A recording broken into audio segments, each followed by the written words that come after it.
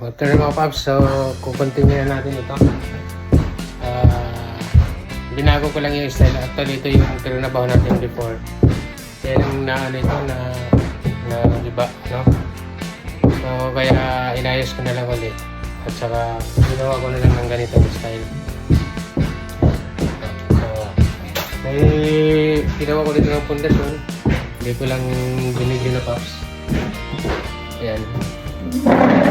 Para may pundasyon ito. Ito kasi yung ano, kasi kung napapansin natin yung ginawa natin noong una, wala siyang pundasyon. Ngayon nilagyan natin.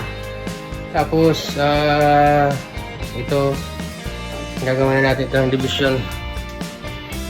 Mag-division na tayo dito. So yan yung gagawin natin mga paps.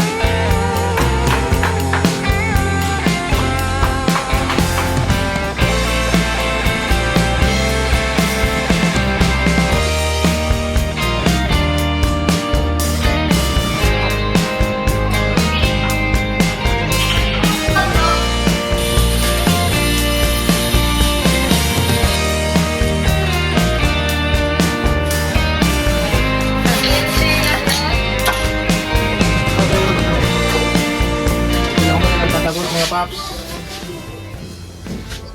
makuha muna si Papa Ker kay kapoy na ha. Bukas na, ug manapod. Bye bye. See you tomorrow.